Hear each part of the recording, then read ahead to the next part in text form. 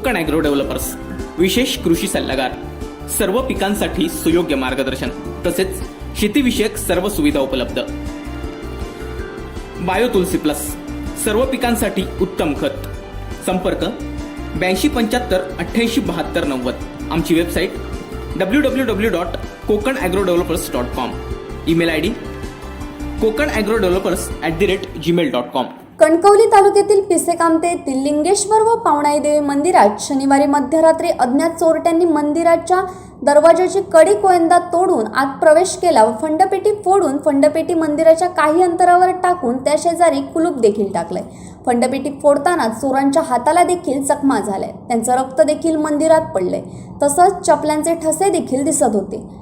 चोरट्यांनी काही हजारोंचा मुद्देमाल लंपास केलाय। मंदिरामध्ये दगडाची दानपेटी फोडल्यानं गावकऱ्यांमध्ये भीतीचं वातावरण निर्माण झालं असून घटनास्थळी कणकवलीत पोलीस उपनिरीक्षक वनश्री पाटील, पोलीस उपनिरीक्षक राजकुमार मुंडे, मनोज गुरव, भागवत कदम घटनास्थळी दाखल झाले। सिंधुदुर्ग जिल्ह्यामध्ये चोरट्यांचा धुमाकूळ हा अजूनही सुरूच आहे। कणकवली तालुक्यात चोरट्यांनी बंद घरानंतर आता मंदिरातील दानपेट्यांवर डल्ला मारण्यास सुरुवात केली आहे। Bureau news Kokanshahi. असे नवनवीन व्हिडिओ पाहण्यासाठी कोकणशाहीचं यूट्यूब चॅनल सबस्क्राईब करा व बेल बटन प्रेस करा। तसेच फेसबुक पेज लाईक करा आणि इंस्टाग्राम पेज व ट्विटर पेजला फॉलो करायला विसरू नका।